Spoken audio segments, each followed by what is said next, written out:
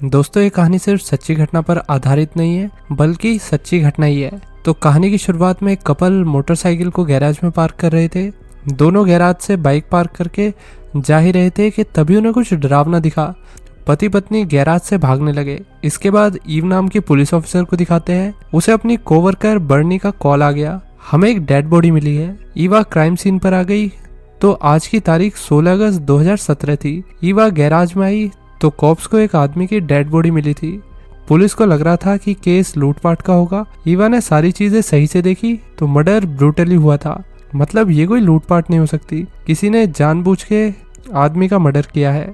Officer ने बताया कि विक्टिम का नाम आर्थुरो था। आर्थुरो 36 साल का था। ईवा भारा के मेज नाम की लेडी से मिली। मेज आर्थुरो की वाइफ है। ईवा ने बताया कि तुम्हारा पति अब इस दुनिया में नहीं रहा। मेज जोर जोर से रोने लगती है। तुमने उसे लास्ट बार कब देखा था? तो मेज ने बताया कि मैंने अपने पति को पिछली रात ही देखा था। मैं नाइट शिफ्ट खत्म करके घर आई तो मैंने अपने पति को कॉल की लेकिन उन्होंने कॉल ही नहीं उठाई। विधवा मेज एकदम टूट गई। उसका दोस्त लेडी को सांत्वना दे रहा, मैं हूं ना, चिंता मत करो तुम।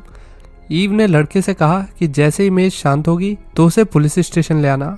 अब ईव फोरेंसिक एक्सपर्ट से मिलती है। बॉडी में किसी ने 6 बार चाकू मारा था, 4 बार छाती में और 2 बार सीधा दिल के पास। आर्थुरो मर्डरर से लड़ भी नहीं पाया। इसका मतलब ये हो सकता है कि खूनी काफी ताकतवर आदमी था या फिर उसने घात लगा के आर्थुरो पे वार किया होगा। ईवा को समझ आ रहा था कि आर्थुरो का मर्डर रैंडमली नहीं हुआ, उसे किसी पर्सनल दुश्मनी के चलते मारा गया है। ईवा पुलिस स्टेशन आई। वहां मेज बैठ के ईवा का वेट कर रही थी। ईवा ने बाहर से देखा तो मेज काफी शांत लग रही थी। लेडी आराम से अपना फोन चला रही। बार्नी कहने लगी कि आजकल की जनरेशन ऐसी होती है, इन्हें किसी के मरने पर ज्यादा फर्क नहीं पड़ता। ईवा ने मेज से बात की। मेज ने आर्थुरो की कोवर्कर सोनिया के बारे में बताया। मैं उससे जिम में मिली थी। सोनिया आर्थुरो को पसंद करती थी, शायद उनका अफेयर चल रहा हो। अभी सोनिया वेटिंग रूम में आपका वेट कर रही है। अब ईवा सोनिया से बात करने आई तो सोनिया बोली कि आर्थुरो मेरा क्रश था, इससे ज्यादा हम दोनों के बीच कुछ नहीं था। उसने ये भी बताया कि आर्थुरो का नेचर काफी कंट्रोलिंग था, ऐसा मेज ने सोनिया को बताया है। और ये भी बताया उसने कि मेज को अपने दोस्तों के साथ टाइम बिताने के लिए आर्थुरो से झूठ बोलना पड़ता था कि मेरी एक्स्ट्रा शिफ्ट लगी है। फिर सोनिया ने ये कहा कि मैं आर्थुरो को पर्सनली नहीं जानती, ये सारी बातें मुझे मेज ने बताई है। सोनिया ने बातों में गलती से जिक्र कर दिया कि मेज की लाइफ में कोई डैनियल नाम का बंदा है, मेज उसके बहुत करीब है। ईवा ने दिमाग के घोड़े दौड़ाए, शायद मेज और डैनियल का अफेयर चल रहा है। ऑफिसर ने टीम को डैनियल के पीछे भेज दिया। ईवा अपनी टीम के साथ बैठ के केस डिस्कस कर रही थी। पता लगा कि आर्थुरो के मरने पे मेज को हर महीने 1000 यूरो पेंशन में मिलेगी। ये बात काफी अजीब थी और सस्पिशियस भी, लेकिन फोरेंसिक एक्सपर्ट ने बताया कि मर्डरर कोई आदमी है जिसके चलते ईव को लग रहा है कि मेज के आशिक ने ही आर्थुरो का मर्डर किया है। आज आर्थुरो का फ्यूनरल हो रहा था। ईव फ्यूनरल में आई तो मेज स्टेज पे रो रो के स्पीच दे रही। तभी बार्नी का कॉल आता है। उसने ईव को बताया कि मेज झूठ कह रही है क्योंकि मर्डर वाली रात वो जॉब शिफ्ट पर नहीं थी। ईव मेज से मिलने मेज के मायके आई। लेडीज ने अकेले में बात की। मेज ने एक्सेप्ट कर लिया कि मेरा डैनियल के साथ अफेयर चल रहा है। मैंने पहले इसलिए कुछ नहीं बताया, कहीं पुलिस मुझे दोषी न समझ ले। शादी के 1 महीने पहले भी मेरा आंड्रे नाम के आदमी के साथ अफेयर चल रहा था। उसके बारे में आर्थुरो और उसकी फैमिली को पता लग गया था। सबने मुझसे बात करना बंद कर दिया, पर आर्थुरो ने मुझे माफ कर दिया था और मुझे एक और मौका दिया। मेज ने ईव से रिक्वेस्ट की कि प्लीज डैनियल और मेरे रिश्ते के बारे में किसी को मत बताना, नहीं तो आर्थुरो की फैमिली इस बार मुझे नहीं माफ करेगी। ईव मेज की बात समझ गई। उसे लग रहा कि मर्डर वाली रात मेज अपने आशिक डैनियल के साथ होगी। ईव को इस सब के बाद भी पता नहीं क्यों मेज पे बहुत डाउट हो रहा था। उसने अपने सीनियर ऑफिसर को मेज के फोन को ट्रैक करने की परमिशन मांगी। बॉस ने हाँ कह दिया। ईव की टीम अब लगातार मेज का फोन ट्रैक करने लगी थी। टीम ने काफी कॉल सुनी। मेज अपने पति की मौत के दुख का बस नाटक ही कर रही थी। कॉल पर मेज कई लड़कों से बात कर रही थी, वो भी हंस हंस के। उसे अपने पति के मरने का कोई गम नहीं था, ना ही मेज को आर्थुरो की याद आती थी। मेज डैनियल के सबसे ज्यादा करीब थी। उसकी माँ को भी डैनियल और मेज के रिश्ते के बारे में पता था। मर्डर के 37 दिन बाद मेज ने डैनियल को बता दिया कि मैं मैरिड लेडी हूँ, कुछ टाइम पहले ही मेरे पति का किसी ने मर्डर कर दिया। डैनियल ये सब सुन के शॉक हो गया। तुम पहले से शादीशुदा होके मेरे साथ रहने के लिए नया घर ढूंढ रही हो। एक दिन ईव की कलीग बर्नी एनकाउंटर में क्रिमिनल के साथ मारी गई। इस खबर से ईव पूरी तरीके से टूट गई। दोनों लेडीज लंबे टाइम से साथ में ही काम कर रही थी। दोनों काफी क्लोज थी। चीफ कमिश्नर ने बताया कि मेज का केस अब होमिसाइड यूनिट से हटा के क्राइम डिवीजन को दे दिया गया है। ईव ने केस को अपने पास रखने के लिए बॉस से रिक्वेस्ट की, लेकिन बॉस ने उसकी एक नहीं सुनी और कहा कि केस अब क्राइम डिवीजन टीम संभालेगी। 2 महीने बाद ईव को टीम के मेंबर का कॉल आता है। वो मेज की रिकॉर्डिंग अब भी सुन रहा था, वो भी कमिश्नर के ऑर्डर के खिलाफ जाके। टीम को कुछ नया पता लगा था। मेज किसी सलवा नाम के आदमी से बात कर रही। दोनों डरे हुए लग रहे थे। सलवा ने जब बोला कि मैं अपने पुलिस फ्रेंड से बात करूंगा, तो सलवा की बात सुनते ही मेज पैनिक हो गई। अब फ्लैशबैक दिखाते हैं सितंबर 2016। आर्थुरो के मर्डर से 1 साल पहले ही मेज और आर्थुरो की शादी हुई थी। कपल बहुत खुश लग रहे थे, पर आर्थुरो की फैमिली इस शादी से बिल्कुल भी खुश नहीं थी।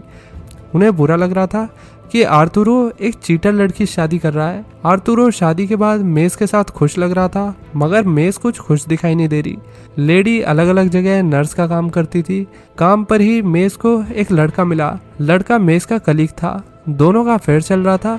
ये वही बंदा है जो आर्थुरो की मौत पर मेज को कंधा दे रहा था। मेज और सोनिया पार्टी में मजे कर रही। एकदम से मेज के मुंह पे 12 बज गए। उसने सोनिया से अपने मन की बात कह दी कि मेरा पति कुछ ज्यादा ही कंट्रोलिंग और वायलेंट है। वो मुझे बहुत मारता है। अपना दुख बांट के मेज सोनिया को बाय कह के घर चली गई, लेकिन मेज घर नहीं गई। वो अपने दूसरे आशिक आंड्रे के घर आके उसके साथ रोमांस कर रही। कुछ टाइम बाद मेज एक पार्टी में डांस कर रही थी, तभी उसे डैनियल दिखा। दोनों ने रात में मस्ती की। दोनों का बॉन्ड कुछ ज्यादा ही स्ट्रांग बन गया था। मेज को भी डैनियल कुछ ज्यादा ही पसंद आ गया था, तो उसने डैनियल को अपना मैरिटल स्टेटस नहीं बताया। दिन बीते और डैनियल और मेज साथ में ज्यादा ही टाइम बिताते। दोनों और पास आते गए। एक दिन आर्थुरो मेज से लड़ने लगता है कि तुम सारा टाइम काम पे रहती हो, मैं तुमसे मिल भी नहीं पाता। तभी मेज के फोन पर डैनियल का मैसेज आ गया और आर्थुरो ने मैसेज देख के पूछा, किसका मैसेज है, मुझे फोन दिखाओ। मेज अचानक चिल्लाने लगती है और डिफेंसिव हो जाती है कि मेरा फोन मत छेड़ो, मेरे पर्सनल स्पेस में मत घुसो।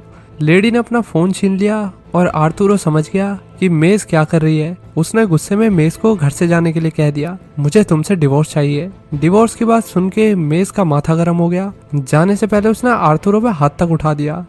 हॉस्पिटल आकर मेज ने आंड्रे को मैसेज किया कि मेरा पति मुझे बहुत मारता है, अब मुझसे बर्दाश्त नहीं हो रहा। मेज इनडायरेक्टली आंद्रे से कह रही थी कि मुझे आर्थुरो से छुटकारा दिलवा दो, लेकिन आंद्रे ने लेडी के अरमानों पर पानी फेरते हुए कहा, जाकर पुलिस में कंप्लेन करो, मैं तुम्हारे साथ हूँ।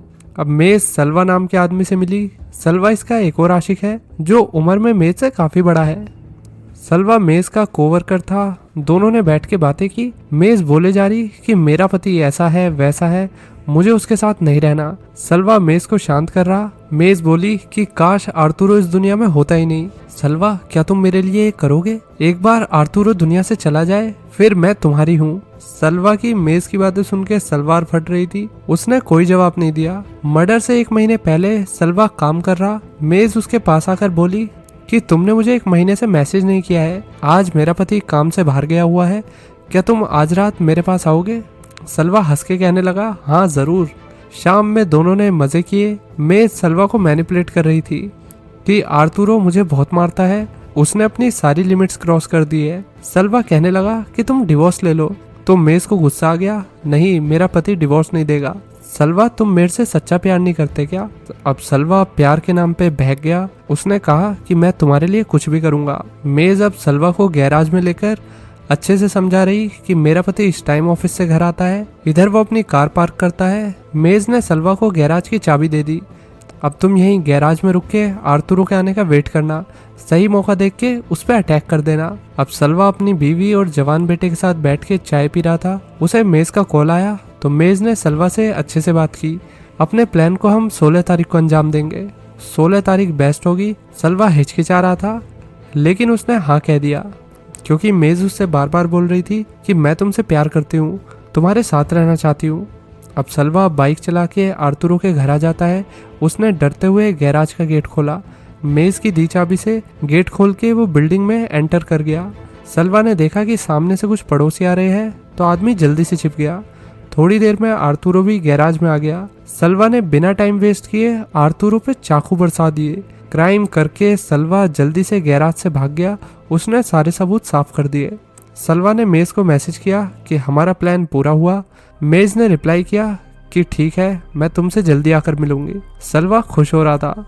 सलवा मेज से मिलने आया तो वो लेडी के पास आने की कोशिश कर रहा, लेकिन मेज ने सलवा को पीछे कर दिया। मेज दिखावा कर रही थी कि अभी मेरा पति मरा है तो मुझे थोड़ा डर लग रहा है, अभी हमें थोड़ी दूरी बना के रखनी होगी। पुलिस को बिल्कुल भी पता नहीं लगना चाहिए कि हम एक दूसरे को जानते हैं या एक दूसरे से बात करते हैं। सलवा मान गया। उसने जाने से पहले मेज को एक प्रीपेड फोन दे दिया कि अगर जरूरत पड़े तो मुझे कॉल कर लेना। सलवा के जाते ही मेज ने अपना दुख का नाटक साइड में रख के डैनियल को आज रात मिलने के लिए बुलाया। 2 महीने बाद सलवा काम पे मेज से मिलने आता है। मेज अजीब सा बिहेवियर कर रही थी। सलवा को अच्छा नहीं लग रहा था। मेज ने झूठ कहा कि अभी आर्तुरो के इंश्योरेंस पेपर वर्क की वजह से मुझे थोड़ा स्ट्रेस हो रहा है, घर पे सब फैला रहता है और मेरा दिमाग अभी कुछ सोच नहीं पा रहा। तो सलवा मेज के घर आ गया। उसने घर का सारा काम कर दिया। फिर उसकी नज़र मेज के लैपटॉप पर पड़ती है तो सलवा को लगा कि इंश्योरेंस पेपर वर्क का इशू मैं सॉल्व कर दूंगा, लेकिन तभी उसकी नज़र डैनियल के मैसेज पर पड़ गई। मेज डैनियल के साथ इटली जाने का प्लान बना रही थी। सलवा समझ गया कि मेरा तो हलवा कट चुका है। मेज ने मुझे बस यूज किया ताकि वो अपने बॉयफ्रेंड के साथ बिना किसी चिंता के मजे कर सके। कुछ दिन बाद मेज ने सलवा को अपने नॉर्मल फोन से कॉल की। मेज उससे पूछ रही थी कि क्या हो गया, मैंने कुछ कर दिया क्या जिस वजह से तुम मुझसे गुस्सा हो। तो सलवा कहने लगा कि मुझे कुछ ठीक नहीं लग रहा, हमें थोड़ा ब्रेक लेना चाहिए। मैं तुम्हें जब भी देखता हूँ मुझे उस डरावने दिन की याद आ जाती है। हालांकि मेज ने कहा कि मैं तो सब कुछ भूल गई हूँ, पर अब तुमने एकदम से याद दिला दिया। सलवा बोल रहा कि मैं अपने पुलिस फ्रेंड से बात करूंगा। ये सुनकर मेज डर गई। अब बैक टू प्रेजेंट, ईव और उसकी टीम दोनों की बातें बड़ी शांति से सुन रहे थे। सलवा ने बताया कि मेरे दोस्त ने मुझे केस की अपडेट दी है। केस में आंद्रे नाम के बंदे, साथ में मेज और डैनियल की इटली ट्रिप की बात हो रही है। ये सुन के मेज डर गई। उसने सच बोल दिया कि हाँ, मैं डैनियल को डेट कर रही हूँ। मुझे बहुत अकेला फील होता था। तुम्हारे पास तो अपनी फैमिली है, मेरे पास भला कौन है, इसलिए मैंने डैनियल से बात की। उसने कहा मैं तुमसे मिलकर सब डिस्कस करना चाहती हूँ, और सलवा मान गया। अब पुलिस सब सुनकर दोनों की लोकेशन पर जाकर उन पे नजर रख रही थी। मेज सलवा से मिलने आ गई। ईवा दूर से ही सब कुछ देख रही थी। अभी पुलिस सलवा और मेज को अरेस्ट नहीं कर सकते क्योंकि उनके पास प्रॉपर सबूत नहीं है, जिसके चलते पुलिस ने अभी दोनों की कुछ फोटोज ले ली। ईवा ने अपने बॉस को फोटोज और फोन कॉल की ट्रांसक्रिप्ट दिखाई और कहने लगी कि हम कातिल के बहुत करीब आ गए हैं। तो बॉस ने फाइनल एक्शन लेने की परमिशन दे दी। इधर मेज डैनियल के साथ कुछ ज्यादा ही सीरियस हो गई थी। दोनों साथ में एक अपार्टमेंट देखने आए थे। इसी बीच आर्तुरो के भाई ने ईवा से कॉल करके पूछा कि केस की कोई अपडेट है क्या, कातिल का कुछ पता चला। तो ईव और टीम कल्प्रिट के बहुत करीब है, लेकिन ईव ने यह भी कहा कि ये बात फैमिली के अलावा किसी और को नहीं पता लगनी चाहिए। अब इसके बाद मेज आर्तुरो के माँ बाप के घर आ गई। मुझे मेरा और आर्तुरो का अपार्टमेंट बेचना है, जो पैसा मिलेगा मैं आधा लेकर चली जाऊंगी। आर्तुरो के भाई ने घर बेचने से साफ मना कर दिया। जब तक केस सॉल्व नहीं होगा मैं अपार्टमेंट बेचने नहीं दूंगा। मेज कहने लगी कि केस तो सालों साल चल सकता है। तो आदमी बोला नहीं, पुलिस बस खूनी तक पहुंचने वाली है, कुछ ही टाइम में मर्डर जेल में होगा। मेज ये सुन के डर गई। उसने सलवा को कॉल करके सब बताया। सलवा हम क्या करेंगे अगर पुलिस को सब सच पता चल गया तो सलवा ने उसे शांत कराया। उसने कहा कि हो सकता है कि पुलिस को किसी और पर शक हो, तुम ज्यादा मत सोचो। मेज डरी हुई थी तो सलवा ने कहा कि मैं कुछ दिनों में तुमसे आके मिलता हूँ। पुलिस ने प्लान को आगे बढ़ाया। उन्होंने कैफे के टिश्यू बॉक्स में माइक्रोफोन छिपा दिए ताकि सलवा और मेज की बातों को वो रिकॉर्ड कर सके और प्रूफ के तौर पर बाद में पेश कर सके। सलवा और मेज मिलकर बातें कर रहे और इधर पुलिस टीम उनकी बातें सुन रही थी। मेज सलवा से चाबी वापस मांग रही थी। सलवा बोल रहा कि डरो मत, चाबी मेरे पास सही सलामत है। ईवा ने बॉस को आकर अपडेट दी, अब हमारे पास इनफ एविडेंस है, हम मेज और सलवा को अरेस्ट कर सकते हैं। तो बॉस की परमिशन के बाद ईवा टीम के साथ सलवा को सिटी में ढूंढने लगी। सलवा की लास्ट लोकेशन हॉस्पिटल की थी, लेकिन आदमी हॉस्पिटल में कहीं नहीं मिला। तो पुलिस को लगा कि सलवा को शायद किसी ने इन्फॉर्म कर दिया है, जिसके चलते वो यहाँ से भाग गया। लेकिन सलवा तो कैफेटेरिया में बैठ के हलवा खा रहा था। ईवा ने उसे अरेस्ट कर लिया। सलवा शांति से अरेस्ट हो गया, मानो उसे पहले से ही पता हो कि वो अरेस्ट होने वाला है। मेज को भी पुलिस ने अरेस्ट कर लिया। लेडी डैनियल के साथ रह रही थी। मेज को अपार्टमेंट के नीचे से अरेस्ट किया गया। डैनियल शॉक में था कि ये सब क्या हो रहा है, मेरी बेबी को कहाँ ले जा रहे हो। अब स्टेशन में दोनों कल्प्रिट से अलग अलग बात की जा रही। सलवा सीना ठोक के मना कर रहा कि मैंने कुछ नहीं किया है, और इधर मेज ओवर एक्टिंग कर रही कि मैं विधवा हो गई हूँ और आप ये सब कर रहे हो। सलवा को जब पता लगा कि पुलिस के पास सारे एविडेंस है तो उसने कबूल कर लिया कि मैंने ही आर्थुरो को मारा है। स्टिल वो ये कह रहा था कि मेज ने कुछ नहीं किया, उसने बस मुझे गैराज की चाबी दी थी। अगर मुझे कभी गाड़ी पार्क करनी हो तो मैं उसके गैराज में कर सकता हूँ। इधर मेज एक नंबर की हरामन, उसने सारा ब्लेम सलवा पे डाल दिया और कहने लगी कि सलवा बड़ा ही डेंजरस आदमी है, वो मुझे लेके ऑब्सेस्ड है, उसने ही मेरे पति को मारा है। ईवा ने सलवा और मेज के अफेयर के कुछ प्रूफ दिखाए तो मेज कहने लगी कि मुझे सलवा से डर लगता था, इसलिए मैं उससे बात करती थी और उसके साथ सोती थी। सलवा अड़ा रहा कि मैंने सब कुछ अकेले किया है क्योंकि आर्थुरो अपनी बीवी को मारता था, उसे गाली देता था। ईव ने बताया कि आर्थुरो ने कभी भी मेज पे हाथ नहीं उठाया है। ये सब तो कहानी थी जो मेज ने तुम्हें मैनिपुलेट करने के लिए सुनाई। ये सुन के सलवा शॉक हो गया। ईवा को सलवा के लिए बुरा लग रहा था कि सलवा ने अपनी लाइफ खराब कर ली, उसकी बीवी है, उसका एक बच्चा है, उन सब के होते हुए भी सलवा ने इतना गलत कदम उठा दिया। आखिर में मेज और सलवा को सजा मिल गई और केस क्लोज हो गया। इंसिडेंट के बाद ईवा क्राइम इन्वेस्टिगेशन से ट्रांसफर लेके रेगुलर पुलिस पेट्रोल पे शिफ्ट हो गई।